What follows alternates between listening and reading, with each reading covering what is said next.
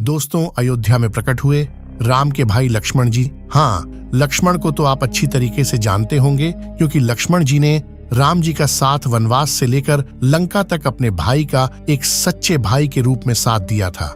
जी हाँ, वही लक्ष्मण जिन्होंने अपने भाई के चक्कर में अपनी पत्नी उर्मिला को 14 वर्षों तक महलों में अकेले रहने को कह दिया था, तथा वह खुद भी वनवास में बिना उर्मिला के रहे थे। जहाँ पर रामायण की बात हो, वहाँ पर अगर लक्ष्मण जी की बात ना हो, ऐसा कहीं हो ही नहीं सकता है। लक्ष्मण जी भी बहुत ही पराक्रमी और बलपूर्वक थे। जब माता के कई द्वारा राम जी को 14 वर्ष का वनवास मिला, तब लक्ष्मण जी भी अपने भाई राम जी और भाभी सीता जी के साथ 14 वर्षों तक वनवास में रहे।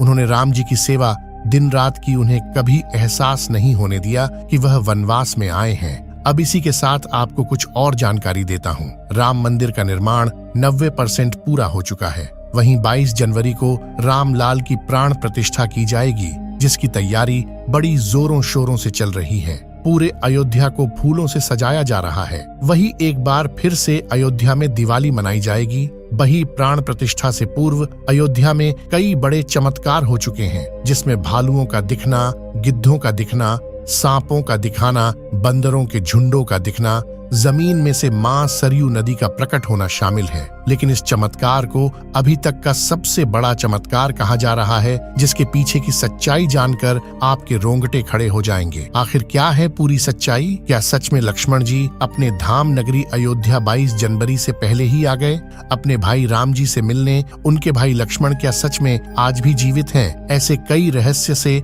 आज पर्दा उठेगा। इसी के साथ बताया जा रहा है कि भारत के सबसे बड़े 4 शंकराचार्य मंदिर उद्घाटन में शामिल होने के लिए मना कर रहे हैं। वहीं पर शंकराचार्य का कहना है कि मंदिर अभी पूरी तरीके से बना नहीं है, और इसी के साथ बताया जा रहा है मंदिर में भारत का सबसे बड़ा दीपक पहुंच चुका है, और वही गुजरात के बड़ोदरा से 108 फीट लंबी अगरबत्ती भी पहुंच चुकी है, जिसका वजन 3500 किलोग्राम है।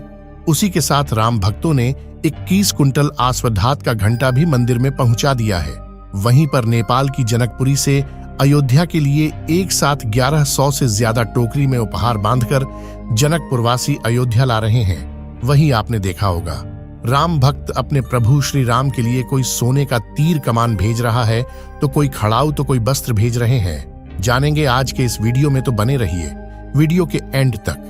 अगर आप भी एक सच्चे राम भक्त हैं तो कमेंट में जय श्री राम लिखकर चैनल को सब्सक्राइब कर लें।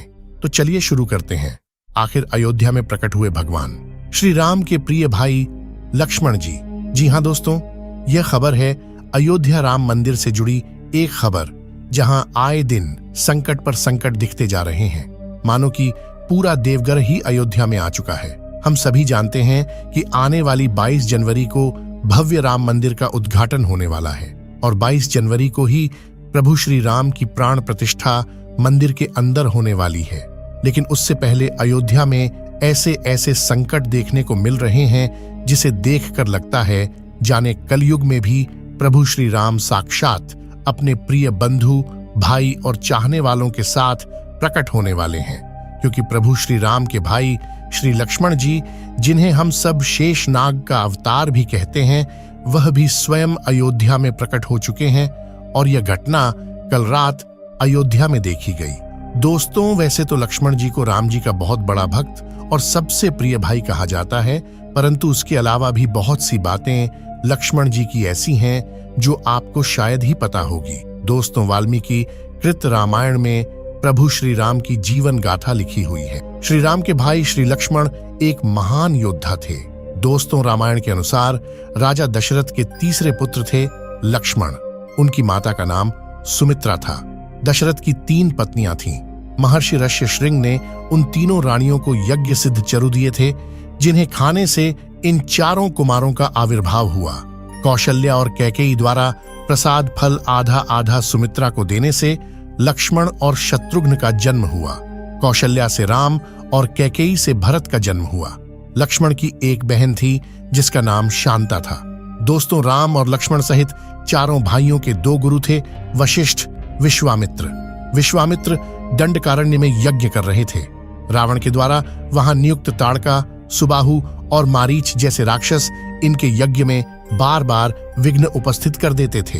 विश्वामित्र अपनी यज्ञ रक्षा के लिए श्री राम लक्ष्मण को महाराज दशरथ से मांग कर ले आए। दोनों भाइयों ने मिलकर राक्षसों का वध किया और विश्वामित्र के यज्ञ की रक्षा हुई। विश्वामित्र ने ही राम को अपनी विद्याएं प्रदान की और उनका मिथिला में सीता से विवाह संपन्न कराया। दोस्तों, भगवान राम को जहां विष्णु का अवतार माना गया है, वहीं लक्ष्मण को शेषावतार कहा जाता है। हिंदू पौराणिक मान्यता के अनुसार शेषनाग के कई अवतारों का उल्लेख मिलता है, जिनमें राम के भाई लक्ष्मण और कृष्ण के भाई बलराम मुख्य हैं। शेषनाग भगवान विष्णु की शैया है। लक्ष्मण की 3 पत्नियां थीं, उर्मिला, जिद, पद्मा और वनमाला। लेकिन रामायण में उर्मिला को ही मान्यता प्राप्त पत्नी माना गया। बाकी 2 पत्नियां की उनके जीवन में कोई खास जगह नहीं थी। दोस्तों, वाल्मीकि रामायण के अनुसार उर्मिला जनक नंदिनी सीता की छोटी बहन थी और सीता के विवाह के समय ही दशरथ और सुमित्रा के पुत्र लक्ष्मण को ब्याही गई थीं। लक्ष्मण से इनके अंगद और चंद्रकेतु नाम के 2 पुत्र तथा सोमता नाम की एक पुत्री उत्पन्न हुई। अंगद ने अंगदपुरी तथा चंद्रकेतु ने चंद्रकांतापुरी की स्थापना की थी। लक्ष्मण को वनवास नहीं हुआ था, लेकिन वे प्रभु श्री राम से बहुत प्रेम करते थे, इसलिए वे भी राम के साथ वनवास में चले गए। लक्ष्मण ने अपने बड़े भाई के लिए 14 वर्षों तक पत्नी से अलग रहकर वैराग्य का आदर्श उदाहरण प्रस्तुत किया। वास्तव में लक्ष्मण का वनवास राम के वनवास से भी अधिक महान है। 14 वर्ष पत्नी से दूर रहकर उन्होंने केवल राम की सेवा को ही अपने जीवन का ध्येय बनाया। लक्ष्मण के लिए राम ही माता पिता, गुरु भाई सब कुछ थे और उनकी आज्ञा का पालन ही इनका मुख्य धर्म था। वे उनके साथ सदा छाया की तरह रहते थे। भगवान श्री राम के प्रति किसी के भी अपमान सूचक शब्द को ये कभी बर्दाश्त नहीं करते थे। दोस्तों, वन में रहते हुए लक्ष्मण ने कई राक्षसों का वध किया था। साथ ही उन्होंने रावण की बहन शूर्पणखा की नाक काट दी थी। कहते हैं कि लक्ष्मण 14 वर्ष के वनवास के दौरान ब्रह्मचारी रहे, अनाचार रहे और कभी सोए नहीं थे। साथ ही उन्होंने इस दौरान माता सीता के चरणों के अलावा कभी भी उनका मुख नहीं देखा था। लक्ष्मण रेखा का किस्सा रामायण कथा का महत्वपूर्ण और प्रसिद्ध प्रसंग है। यहीं से वनवासी राम और लक्ष्मण की जिंदगी बदल जाती है। रामायण के अनुसार वनवास के समय सीता के आग्रह के कारण भगवान राम मायावी स्वर्ण मृग हिरण के आंखें हेतु उसके पीछे चले जाते हैं। थोड़ी देर में सहायता के लिए राम की पुकार सुनाई देती है तो सीता माता व्याकुल हो जाती है। वे लक्ष्मण से उनके पास जाने को कहती हैं, लेकिन लक्ष्मण बहुत समझाते हैं कि यह किसी मायावी की आवाज है, राम की नहीं। लेकिन सीता माता नहीं मानती हैं। तब विवश होकर जाते हुए लक्ष्मण ने कुटी के चारों ओर एक रेखा खींच दी और सीता माता से कहा कि आप किसी भी दशा में इस रेखा से बाहर न आना दोस्तों। लेकिन तपस्वी के वेश में आए रावण के झांसे में आकर सीता ने लक्ष्मण की खींची हुई रेखा से बाहर पैर रखा ही था कि रावण उनका अपहरण कर ले गया। उस रेखा से भीतर रावण सीता का कुछ नहीं बिगाड़ सकता था।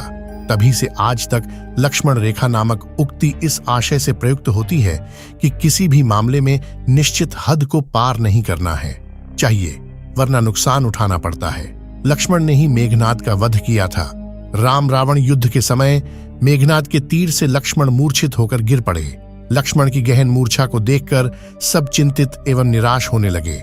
विभीषण ने सबको सांत्वना दी।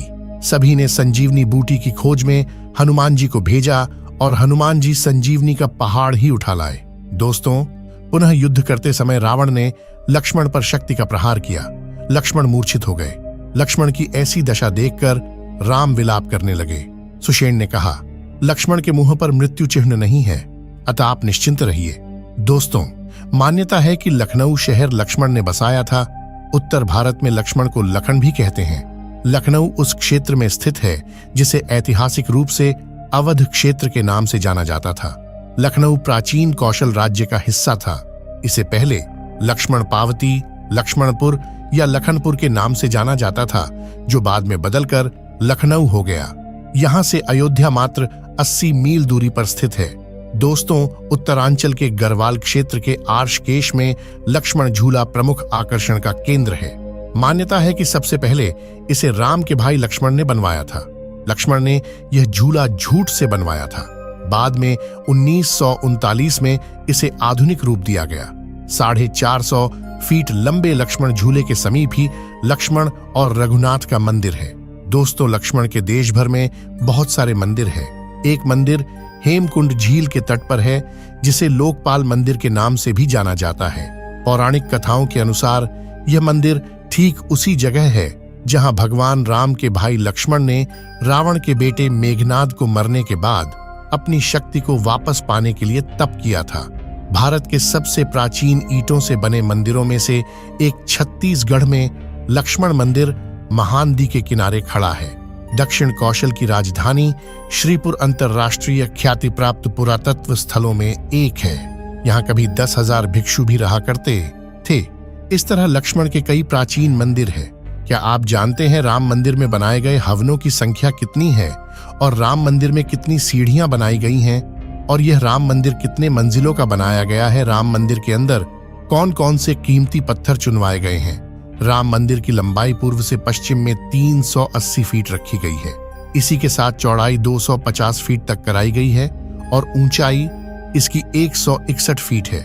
राम मंदिर कुल 3 मंजिलों का है, जिसमें प्रत्येक मंजिल की ऊंचाई 20 फीट है और इस मंदिर में कुल 392 खंबे हैं तथा 44 द्वार बनाए गए हैं। इसी के साथ ये बताया जा रहा है कि अयोध्या में 2 मंडप में 9 हवन कुंड बनाए गए हैं। इसी के साथ यहाँ 121 पुजारी हवन कुंड की पूजा करेंगे। बात करते मंदिर के उद्घाटन में कौन कौन महान हस्तियां पहुंचेगी। देश से नहीं बल्कि विदेश में भी राम मंदिर की चर्चा बड़ी जोरों शोरों से हो रही है।